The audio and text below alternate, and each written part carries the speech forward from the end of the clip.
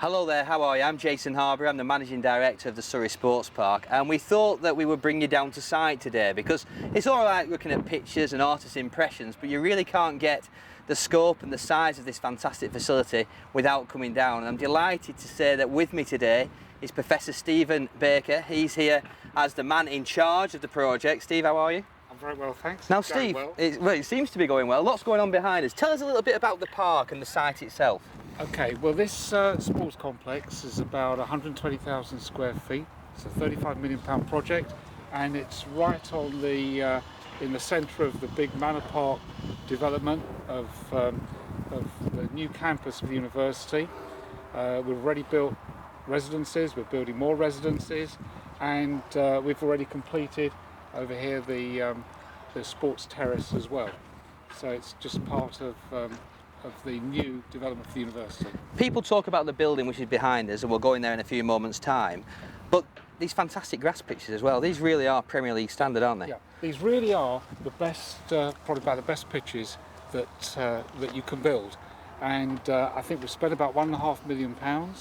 We've got pitches for rugby, there's a new cricket square, and it's an opportunity for us to balance the cut and fill, because in building this big sports centre we've had a lot of material that's come out, and we've used that to raise the level of these new pitches, and they'd have been finished for quite a long time before anyone starts to play on them, and that gives time to really get a first-class pitch.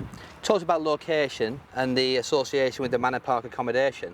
That makes this sports facility unique, doesn't it? Absolutely. We've got at the moment something like 750, soon 1,300 rooms finished.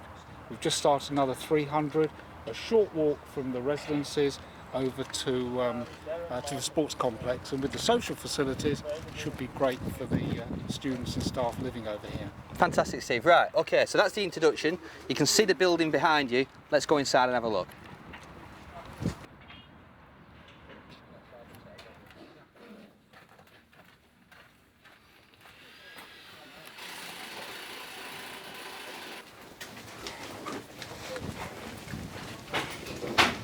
Okay, Steve, we've got the pool to the left. We'll talk about that in a few moments' time, but we're now just heading towards this very, very impressive reception area, which of course will be the area that people see first when they come into the building. Yeah. Why did we do it so large? Well, basically it's not actually that large. This is appropriate to the size of this massive building.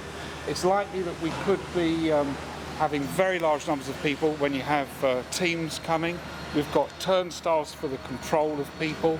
We've got in this one entrance people going off into various parts of the building, the pool, the squash courts, the sports halls, and then it's got the impression of being large because we've got our show courts just here. Yeah, I was going to say, well, this space here, right in the middle of reception, we've got these fantastic squash courts. Absolutely, and it's not just for this purpose, because if we move the seating back, then this can be for displays or exhibitions. And behind you we've got a massive climbing wall and a climbing boulder cave, and then behind us we have the swimming pool. So basically this two-storey high entrance is appropriate to create a fantastic impression when you walk in from the car park and from where the buses will come. And this area just here, this will be the reception? Yep, this is the reception desk, one suite of administrative offices on ground floor, more admin offices above. Okay, let's just have a look at these squash courts over here, because these are very, very impressive, aren't they? These are going to be glass backs, yep. Seating. Yep. Tell us why we put the squash courts in the reception area. Well, we feel that when people come into this building, we want them to see a lot of activity. The squash courts is perfect for seeing this activity. It lends itself, because of the levels, to placing them here.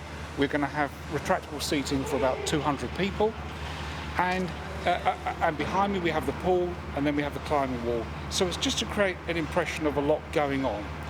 Cool. And this space behind us, which is a big void at the moment, yep, but will be the climbing centre, this boulder cave, that's quite unique, isn't it? It is. It's absolutely unique. It causes some problems in the design, because how do we do the lighting within that cave?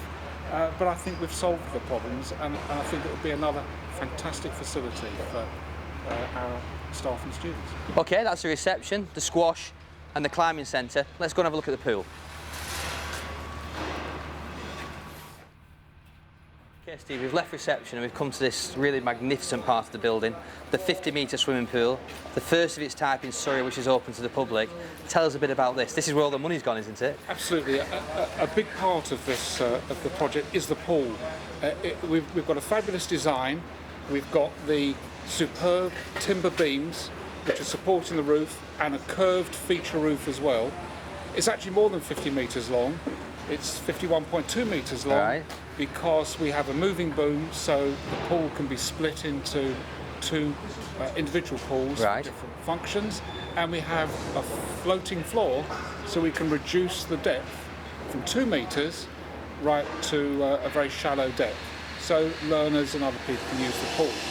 And finally, and this is an interesting point, it's being designed to a tolerance of only plus 2 millimetres and minus nothing. And how are they doing with that? It's okay? Well, we'll see at the end. We'll see at the end.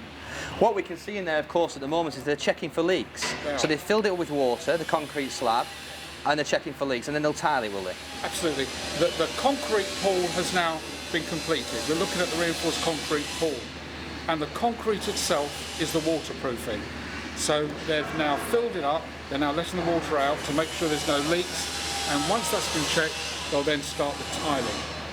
And behind the pool, adjacent to the pool just over there, that's the changing village. Yeah, we're looking at the changing rooms there, the changing village, and to the right we're looking at all the plant room to filter the water and clean it, and above even more plant room for the ventilation for the building. So we've got separate swimming pool changing. We walked through before 16 dry change rooms which can be used for the fields, the indoor and dry sports. Absolutely. So we've got all different types of changing rooms, from the dirty sports to the wet sports, to the use of the all-weather pitches, and for the fitness centre as well. Thanks, Steve. So this 50-metre swimming pool really is one of the finest in the UK. It's 8 lanes wide. It can be used to top Olympic standards. We're going to have the best timing equipment possible, and we're going to have a programme of use which goes from the absolute elite Olympic athletes right through to learn to swim, and it'll all be happening here at the Surrey Sports Park. Let's go and have a look at some of the parts of the centre.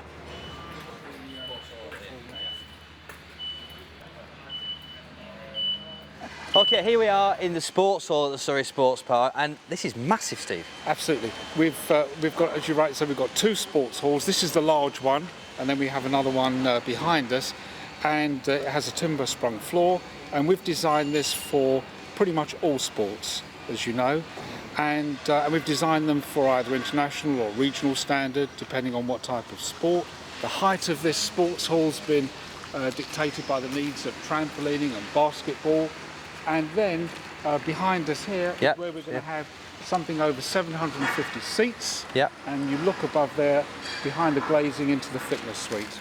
Now this is fixed seating, which will come out, bleacher seating. Retractable seating. But we've also got the ability, haven't we, to bring in temporary seating for real top events. Absolutely. Behind us, there'll be doorways going through the next sports hall and then out of the building, so we can bring in equipment for exhibitions. It's been designed for exhibitions as well. And to this back wall here, that's where all the storage, all the equipment will be? We've really tried to provide a lot of storage space. We know from other sports halls that's one of the biggest problems, lack of storage. We've put a lot in.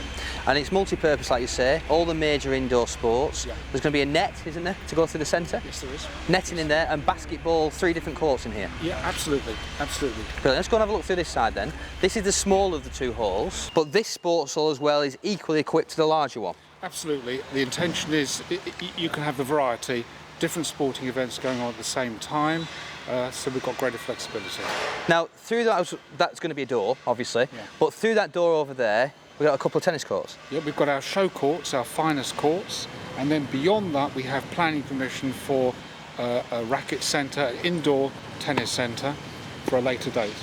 Good, and in this area just over here, that's where we can put seating if we have a major event? It's been designed for another 250 or 300 seats. They're not going in this contract, but they will at a later date if it's necessary. Perfect. So what we've got here at the Surrey Sports Park is something for everybody. Doesn't matter if you're playing sport for the first time, it doesn't matter if you're an Olympic athlete. We have got the facilities here that can be used by all. What we've also got is those fantastic support facilities that all athletes need.